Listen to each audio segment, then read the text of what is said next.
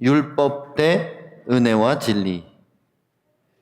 사실 많은 사람들이 교회를 다니지만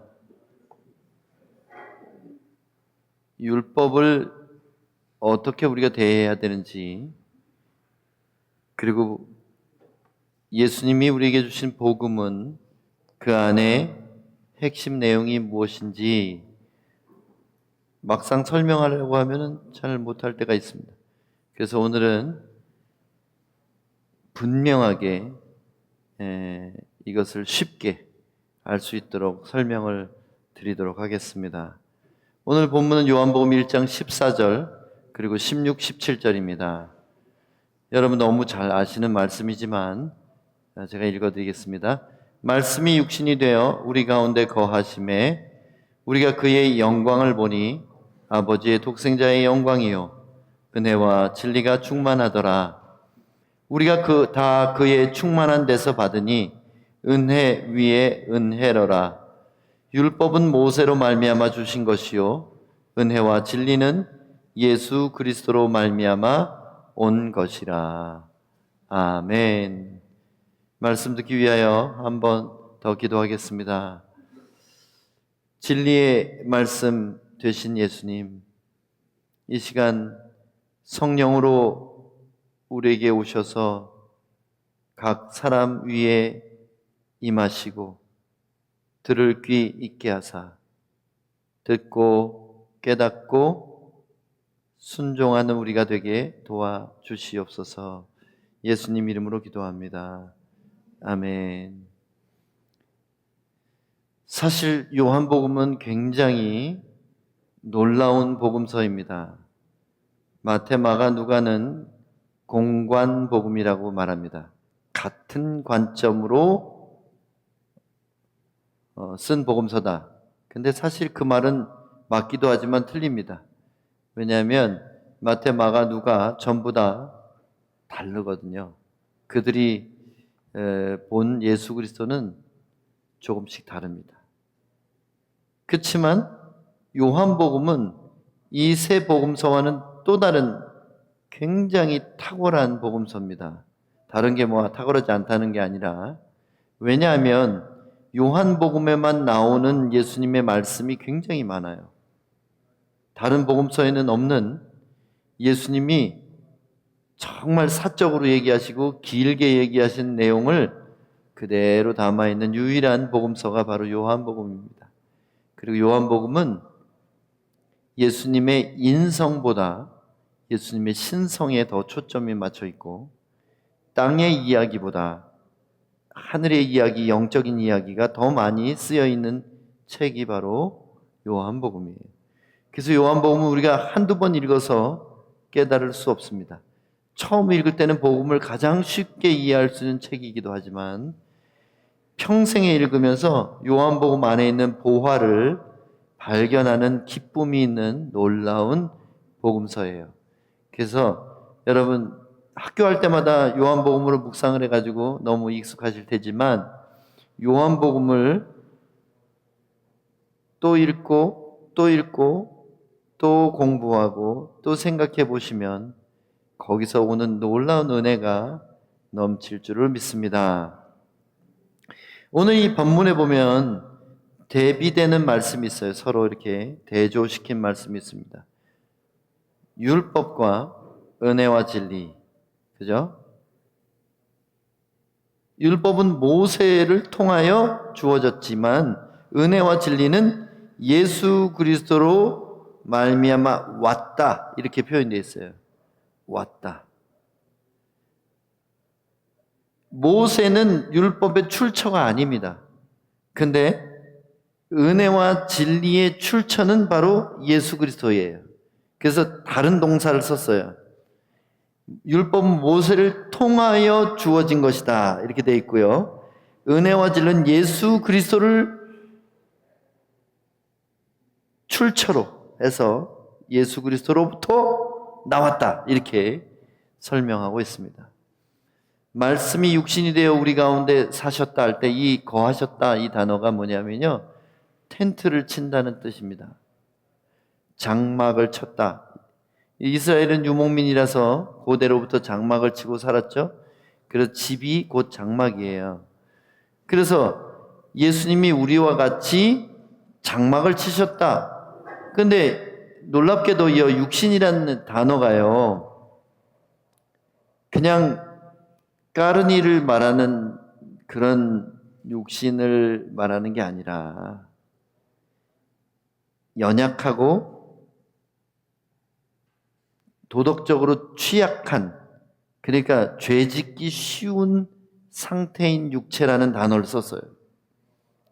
그러니까 하나님의 말씀이 그냥 몸을, 어떤 육체를 입었다 이렇게 표현한 게 아니라, 육체도 강한 육체도 있잖아요. 뭐 사자 같은 육체, 코끼리 같은 육체도 있잖아요. 근데 곰 같은 육체 이런 게 아니라, 말씀이 육신이 되셨다 할 때 이 육신이라는 단어를, 특별한 단어를 썼어요. 힘이 약하고 쉽게 연약해지고, 그리고 도덕적으로도 범죄의 가능성이 많은, 그러니까 아주 내면적으로 겉으로 연약한 상태의 육신을 말하는 거예요. 하나님의 말씀이 이렇게 연약한 육신이 되어서 우리와 함께 사셨어요. 근데 똑같은 인간인 줄 알았는데 그분 안에서 빛이 나기 시작해요. 그 눈으로 볼 수는 없는 빛이지만 영광이 있었다는 거예요. 근데 그 영광이 가만히 보니까 하나님의 아들이 아니면 가질 수 없는 영광이 우리에게 보였다. 그 영광의 핵심이 뭐냐면 은혜와 진리였다. 은혜와 진리가 충만하더라. 이 단어는 뭐냐면요, 우리 성령 세례 할 때 가르쳐드린 단어 중에 플레스 이런 단어가 있어요. 근데 그 단어로부터 나온 자체적으로 가득 차는 거예요.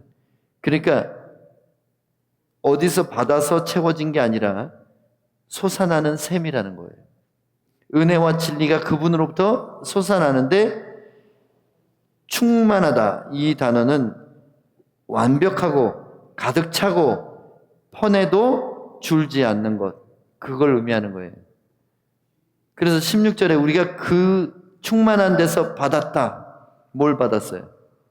은혜와 진리를 받은 거예요. 이걸 확실히 아셔야 돼요. 우리가 그리스도로부터 받아야 되는 것은 은혜와 진리라는 것입니다. 이게 복음의 핵심이에요.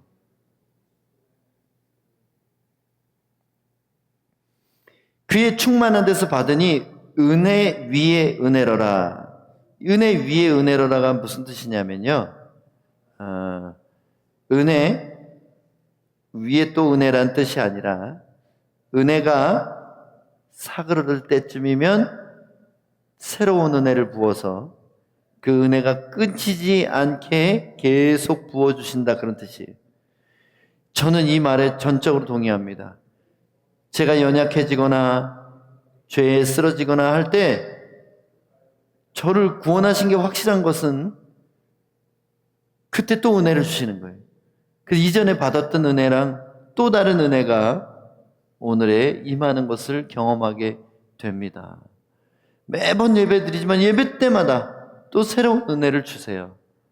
그래서 은혜 위에 은혜라는 말은 끊임없이 은혜를 주신다, 이런 뜻이에요. 뭐 하나 위에 하나 얹은 게 아니라, 곱빼기가 아니라 끝없이 주시는 은혜라, 이런 뜻입니다. 그러니까 누구든지 목마르거든 내게로 와서 마셔라 하신 이유가 있어요. 그분은 마르지 않는 은혜의 샘이십니다. 그래서 우리가 아무리 그분에게 퍼가도 줄지 않는 샘이에요. 그래서 예수님은 보혈을 오늘도 달라고 그렇게 기도했는데 너무 미안하잖아요. 예수님 몸에 피가 계속 있나? 그렇다는 거예요. 예수님은 우리를 끝없이 정결하게 해주실 수 있습니다. 예수님은 우리를 다시 또 충만케 해주실 수 있습니다. 그래서 그 은혜와 진리를 늘 다시 채워 받아야 합니다. 그런데 율법은 모세로 통하여 주어진 것인데 은혜와 진리는 예수 그리스도에게서 나온 것이다, 이렇게 설명하고 있습니다. 왜 이렇게 요한이 모세 율법과 예수님의 은혜와 진리를 대조시켰을까요? 율법은 어떤 기능을 갖고 있냐면요, 무엇이 죄인지 정의합니다. 죄를 깨닫게 하는 거예요. 기준이 있어야지 뭐가 죄인지 죄가 아닌지를 알 수 있잖아요. 인간의 양심은 기준일 수가 없어요. 우리는 오염된 양심을 갖고 있기 때문에 양심은 사람마다 달라요. 그래서 어떤 사람은 이 정도는 괜찮다고 믿는 것이 이 사람한테는 그게 죄책감이 돼요. 그게 서로 다른 기준을 가지고 죄를 정의할 수 없기 때문에 하나님이 인간에게 이것이 죄라고 정해 주신 것이 바로 율법입니다. 그래서 히브리서에는 뭐라고 나오냐면 몽학 선생이다 이렇게 표현을 합니다. 몽학 선생이 뭐예요? 율법이 장성해서 자기 뜻대로 옳은 일을 선택할 수 있게 되기까지 어린 아이 때 매를 맞아서라도 가르쳐 주는 선생님. 그래서 그 무술 교사가 몽학 선생이라고 그렇게 돼 있어요. 그리고 율법은 행동의 한계를 정해 줍니다. 뭘 하면 안 되는지, 얼만큼 하면 안 되는지, 이런 것들을 기준을 만들어줘요. 그리고 율법은 금지 조항이 대부분입니다. 뭐뭐 하지 말라. 율법의 대표적인 법이 십계명이지 않습니까? 십계명에서 하라는 게 뭐가 있어요? 내 부모를 공경하라. 이거 한 개밖에 없어요. 90%는 하지 말라예요. 하나만 하라는 거예요. 율법은 대부분 하지 말라입니다. 그래서 율법을 지켰다고 상 받는 것은 없어요. 금지된 것을 안 했으면 벌을 안 받는 거지 상이 없어요. 율법에는 상이 없어요. 그거 안 지키면 죽는 거예요, 그냥. 근데 상이 있는 율법이 딱 하나 있죠? 약속 있는 첫 계명이니 내 부모를 공경하라. 그 상을 주는 유일한 계명이 부모 공경이에요. 왜 그럴까? 부모를 공경하지 않는 사람은 하나님을 원망하게 돼 있습니다. 부모를 원망하는 건 자기의 출생을 원망하는 것이요. 자기의 출생을 원망하는 것은 하나님을 원망하는 것이에요. 그래서 부모 공경하는 것이 하나님을 공경하는 것으로 이어지기 때문에 그렇습니다. 율법은 이렇게 우리에게 죄를 깨닫게 하고 내가 뭘 어떻게 어디까지 해야 되는지 한계를 알게 하고 뭘 하지 말아야 지옥에 안 가고 형벌받지 않는지를 알게 해주는 거예요. 그래서 율법은 폐지된 게 아닙니다. 율법은 우리가 죄를 깨닫기 위해서 여전히 우리는 율법도 공부를 해야 돼요. 하나님의 기준이 무엇인지 알아야 되는 거예요. 사실은 율법에 보면 정결에 관한 법도 많이 있습니다. 하나님은 더러운 사람 싫어하세요. 진짜예요. 제사장이 잘 씻지 않고 깨끗한 옷을 세마포 옷을 갈아입지 않고 제사 드리면 죽어요.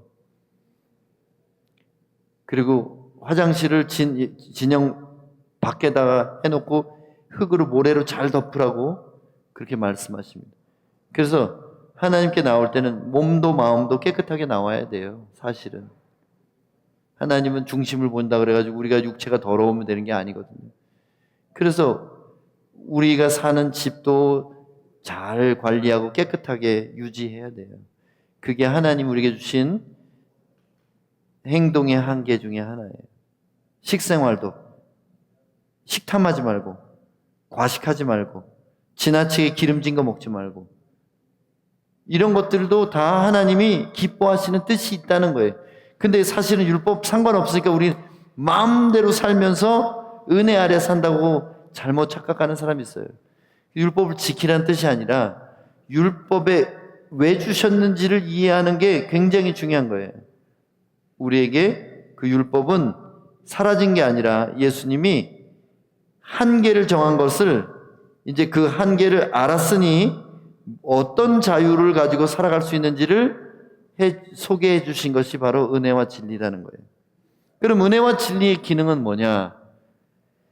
은혜는요, 죄와 그 결과를 해결해 버렸어요. 죄와 그 형벌에 대해서 값을 치러버린 게 은혜예요. 그러니까 율법 죄만 깨닫게 할 뿐이지 율법을 지켰다고 해서 죄가 없어지지 않아요. 그렇기 때문에 구약의 율법 지킨 사람들은 죄 용서를 못 받았어요. 황소와 염소의 피가 능히 사람을 깨끗하게 하지 못한다고 히브리서가 말합니다. 전에 지은 죄들을 쌓아 두셨다가 예수님이 오셨을 때 한꺼번에 다 용서된 거예요. 그들이 믿음으로 오실 메시아를 기억하기 위하여 염소와 황소와 이것들을 잡아서 죽이는 것으로 앞으로 오실 메시아가 이렇게 우리를 위하여 죽으실 것을 믿었다. 그렇게 쳐주신 거예요. 전에 지은 죄를 간과하셨다, 이런 표현을 썼습니다. 그래서 죄는 은혜가 왔을 때 해결된 거예요. 그 다음에 율법이 행동의 한계를 정해준다면 진리는 행동의 방향을 정해주는 거예요. 그래서 의에 대한 명령 중심으로 돼 있어요. 내가 너희를 사랑한 것 같이 서로 사랑하라. 겉옷 달라는 자에게 속옷을 주라. 이것도 하고 또 저것도 섬겨야 될 것이니라. 오리를 가자는 게 심리를 가져라. 가라 해라. 먹어라. 나눠라. 뭐 다 그런 거예요. 그러니까 뭐 하지 말라가 없어요. 진리 안에는. 진리를 알지니 진리가 너희를 자유롭게 하리라. 그래서 용서하라, 이게 진리예요. 그럼 용서를 하잖아요? 그럼 용서가 우리에게 가져다 주는 그 자유를 누리게 되는 거예요. 그렇게 우리는 은혜 타령만 하다가 정작 중요한 진리에 관한 이야기들을 교회에서 하지 않게 되면 어떻게 되냐면, 그래, 지난날의 죄를 용서받았는데 그럼 앞으로 어떻게 살아갈 거냐, 이 그림이 없는 거예요. 행동의 방향을 모르는 거예요.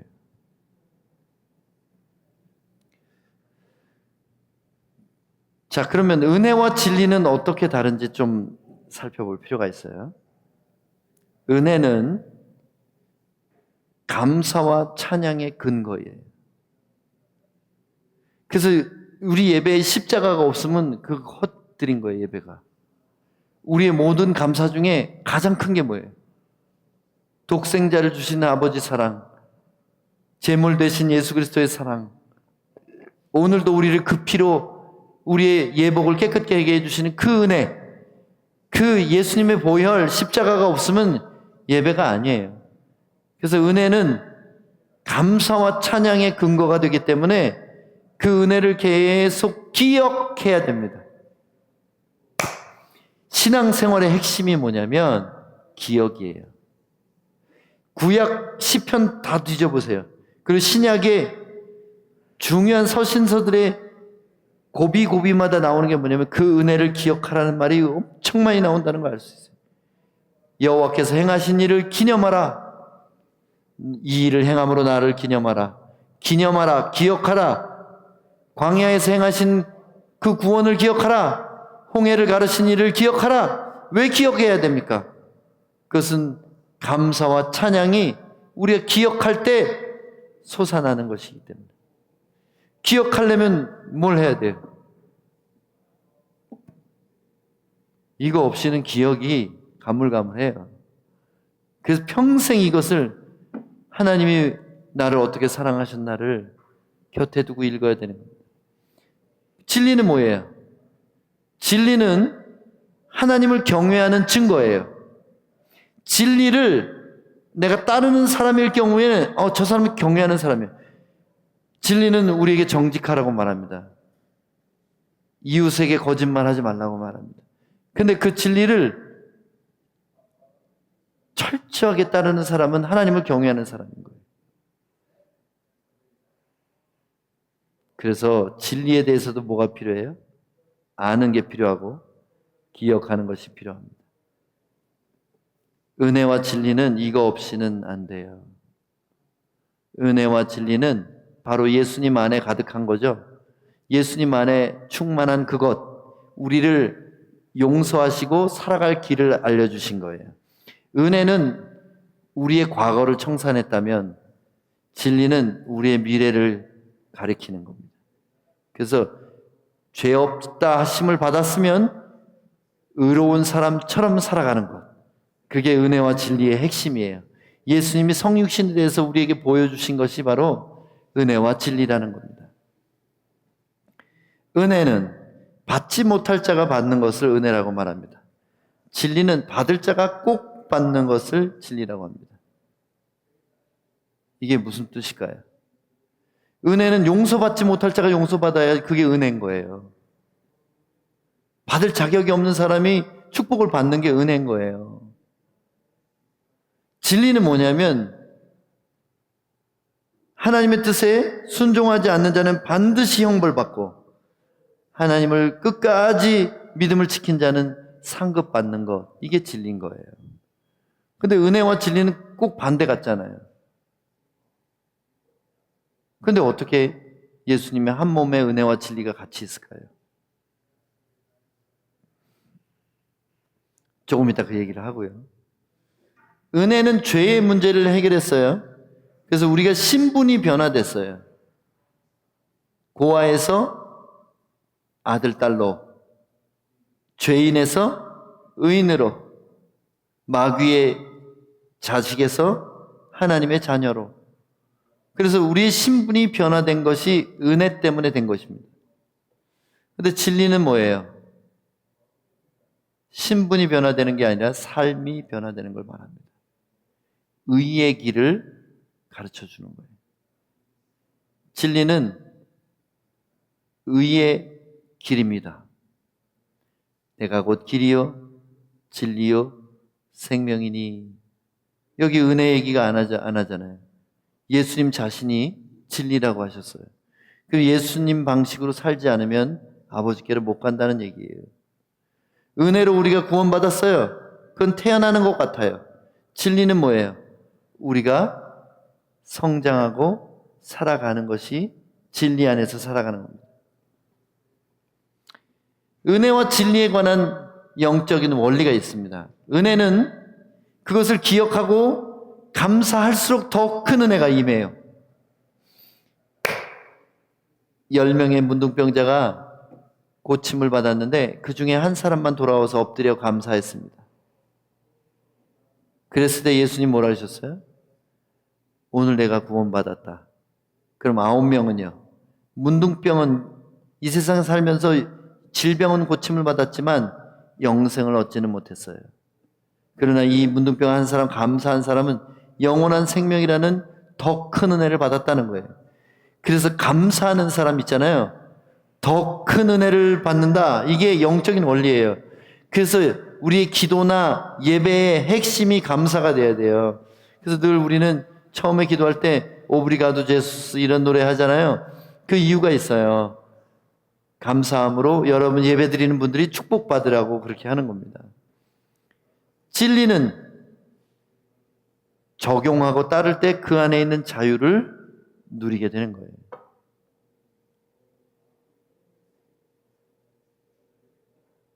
돈을 믿지 말고 나를 믿으라. 주님이 그러셨는데 진짜 그렇게 예수님을 믿고 돈을 신뢰하지 않고 살아갈 때 자유로워요. 돈에 대해서. 없어도 그렇게 크게 뭐 걱정 안 하고 있어도 막 우쭐대거나 뭐 그거 의지해서 막 교만해지지 않습니다. 진리는 진리 자체가 갖고 있는 힘이 있어요. 그래서 진리를 따르는 사람은 힘 있는 사람이에요. 어떤 힘? 물리적인 힘이 아니라 영적인 힘이 있는 사람입니다. 진리의 띠를 띠고 에베소서의 전신갑주 중에 진리는 허리띠잖아요. 힘의 근원이에요. 그래서 진리 안에서 살아가는 사람은 힘 있는 사람이에요. 내면이 외부의 환경의 어려움이나 상처나 뭐 사람들의 비난이나 뭐 물질적인 궁핍 때문에 무너지지 않는 사람이에요. 진리 안에 살아가는 사람들. 은혜는 관대함과 용서로 나타내는 겁니다. 우리가 은혜를 받았잖아요. 그러면 그에게서 우리가 은혜를 받잖아요. 근데 은혜를 받는 것에서 멈추기를 원하실까요? 포도나무 비유 보세요. 그가 내 안에, 내가 그 안에 있어서 그의 충만한 것을 내가 뭘로 맺기를 바라세요? 열매로 맺기를 바라신다고요. 포도 열매로. 그 포도 열매가 뭐냐면 내가 받은 은혜를 남에게 베푸는 것이 바로 열매예요. 그렇게 내가 받지 못할 상황에서 받았죠. 그래서 용서받지 못할 사람을 용서해 줘야 되는 거예요. 내가 도저히 용서 안 되는 사람 용서해야 그게 은혜 받은 사람의 열매요 진리를 복종하는 겁니다. 진리는 복종과 충성으로 나타내야 합니다.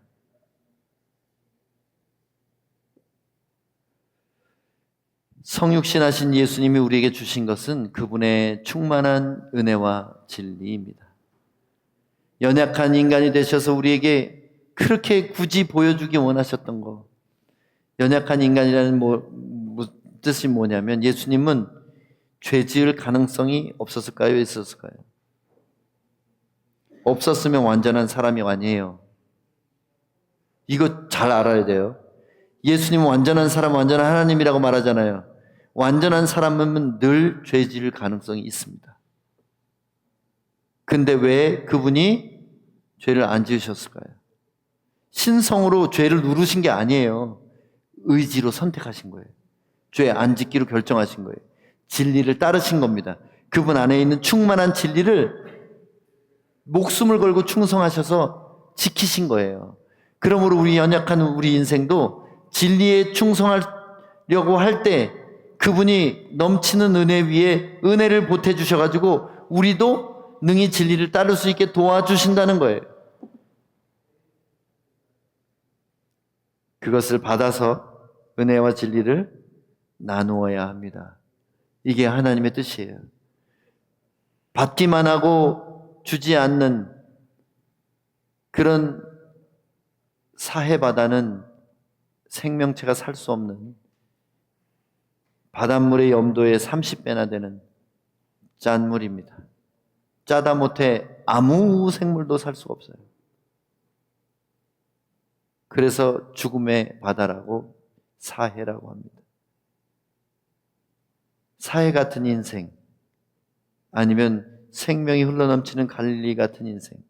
갈릴리는 북쪽에서 흘러내리는 시냇물과 헐몬산에서 내리는 그 눈 녹은 물이 합쳐져 가지고 사슴이 뛰노는, 가이사랴 빌립보 가보니까 진짜 그런 데가 있어요. 조그만 폭포가 있고 시냇물이 흐르고 나무가 울창한 곳. 이스라엘에 이런 데가 있구나. 저 깜짝 놀랐어요. 가이사랴 빌립보. 거기 가보니까 헐몬산의 물이 고여서 시냇물이 되고 그것이 흘러가서 어디로 가요? 갈릴리 바다로 들어가서 갈릴리에서 요단강을 통해서 사해 바다로 흘러가는 겁니다. 그러니까 생명을 받았으면 풍성하게 만들어서 생명을 내어줘서 요단강에서 고기 잡는 어부들이 먹고 살 수많은 물고기들을 나누어 주는 겁니다. 그것이 바로 주님이 우리에게 뜻하시는 거예요.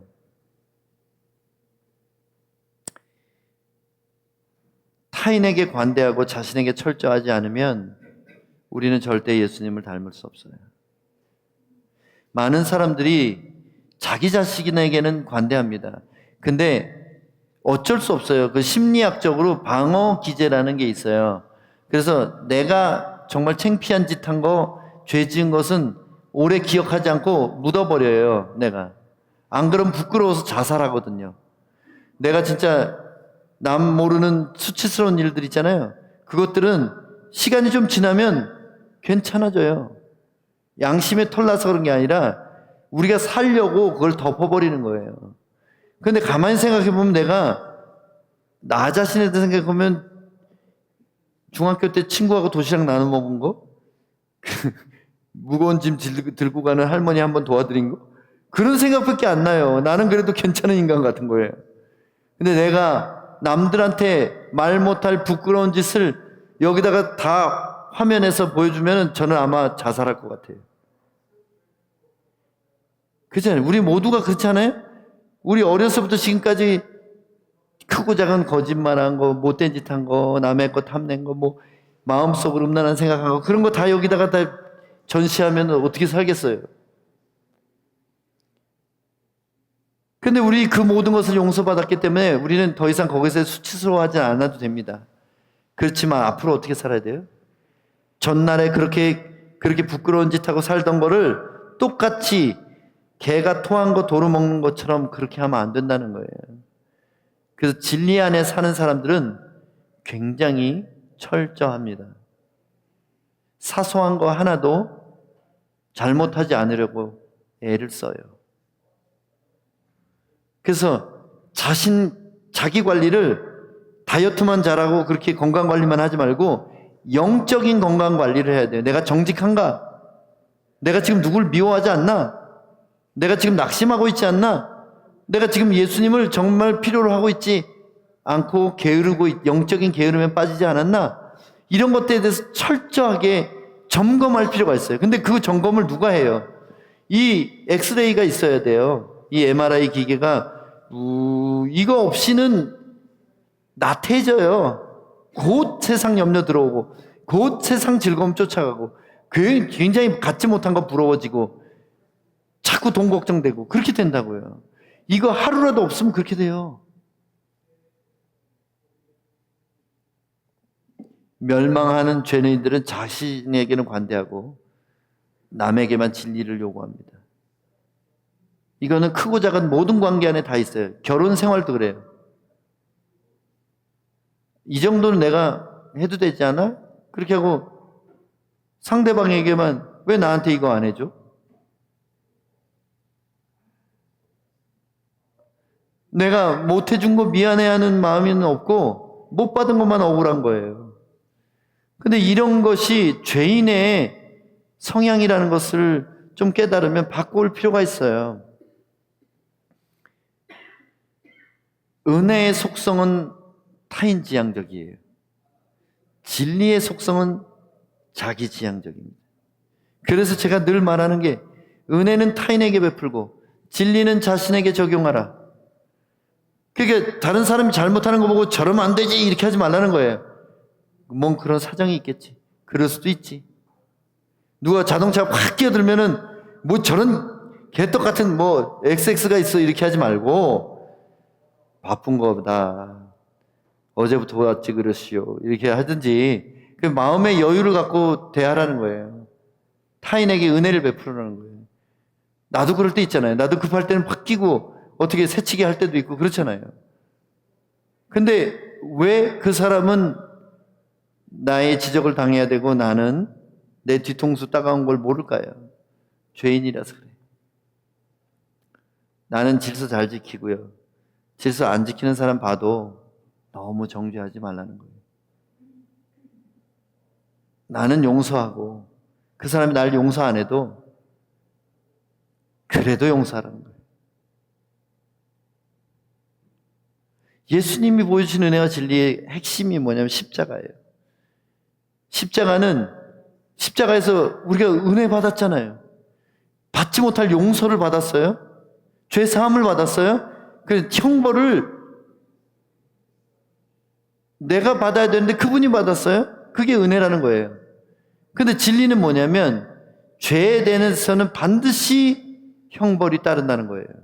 그래서 그 진리를 누구한테 적용했어요? 예수님 자기 자신에게 적용했어요.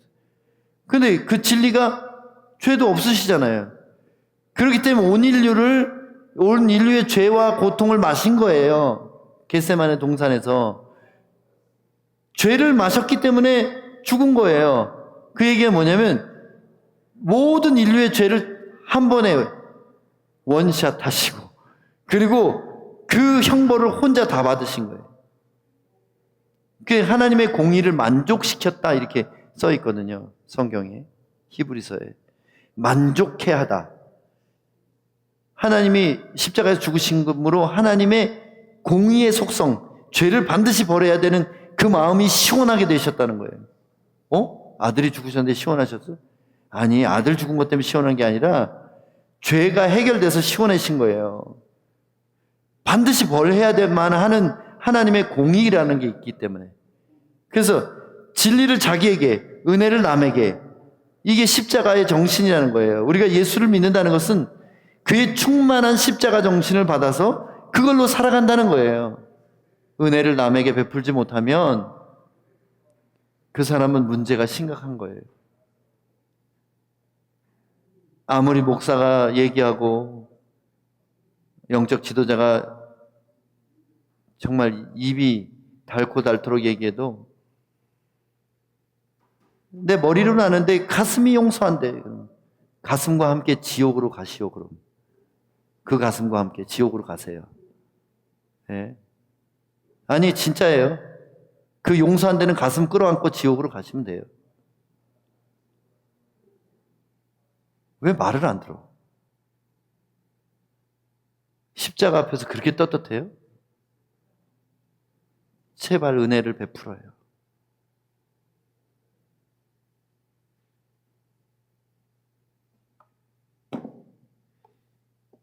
그것이 바로 예수 그리스도 안에 충만한 은혜와 진리입니다. 오늘 확실하게 구분을 하셨을 겁니다. 율법과 은혜와 진리가 어떻게 다른가? 그러면 율법을 우리는 왜 읽어야 돼요? 구약 성경 다 버려야 되는 거 아니에요? 죄의 한계를 알 뿐 아니라 그 안에 들어있는 하나님의 원리 원칙과 기준에 대해서 알아야 되기 때문에 우리는 율법을 알아야 돼요. 뭐가 죄인지, 뭐가 하나님이 기뻐하시는지 싫어하시는지를 알고 살아가야 돼요. 그렇지만 우리가 성령을 따를 때 그런 것들은 하나도 안 걸려요. 왜냐하면 성령을 따라가면 율법에 안 걸리게 돼 있어요. 성령은 그 모든 율법을 우리에게 주신 분이시기 때문에, 생각나게 하시는 분이기 때문에. 그럼 은혜와 진리는 도대체 무엇입니까? 은혜는 내가 용서받은 게 은혜고, 그래서 그 충만한 걸 받아서 남을 용서하는 것이 은혜를 아는 사람이에요. 진리는 주님이 그렇다는 것이 진리예요. 내 감정이 아니라, 내가 배운 것도 아니고, 내가 경험한 것도 아니고, 내가 생각하는 것도 아니고, 주님이 그렇다고 하는 게 진리예요. 그러면 은혜와 진리를 충만하게 받아서 우리도 성육신하지 않으면, 우리도 그 은혜와 진리가 육체 안에 충만하지 않으면 그분의 짝이 될 수 없을지도 몰라요. 은혜는 구원의 시작일 뿐입니다. 은혜 받은 자가 진리로 살지 않으면 그 은혜가 정말 은혜가 될지는 그 나라에 가봐서 그때 알 수 있는 거예요. 은혜와 진리 되신 주님 맨날 찬양하잖아요. 사무엘 상에도 은혜 얘기 나오잖아요. 은혜와 진리. 기브온 사람들 죽인 것 때문에 사울의 시신을 묻어준 것 때문에 다윗이 그들을 칭찬하면서 은혜와 진리가 너희와 함께 있을지어다 이렇게 축복하잖아요. 그게 예수님에 대한 계시예요. 다른 사람을 선대하고 원수에게, 기브온 사람들 원수잖아요. 사울 시체를 잘 장사 지내준 그 사람들이 원수를 은혜로 갚았잖아요. 그래서 다윗이 은혜와 진리, 바로 예수님이 너희와 함께 계실 것이다 그렇게 말한 거예요. 우리는 은혜와 진리로 살아갈 사람들입니다. 그래서 오늘 이 말씀이 간단하지만 여러분 평생에 붙들고 사시기 바랍니다. 은혜는 다른 사람에게, 진리는 나에게. 남이 거짓말하는 것은 용서해 주세요. 내가 거짓말하면 울면서 가슴을 찢으세요. 그게 바로 예수님처럼 살아가고 이상 없이 그분의 신부가 되는 방법입니다. 이 시간 좀 기도할 때 주님 안에 있는 충만한 은혜와 진리를 내게도 부어주셔서 나도 은혜와 진리 안에 살아가는 예수 닮은 사람이 되기를 간절히 사모합니다. 이렇게 짧지만 진실하게 기도하도록 하겠습니다.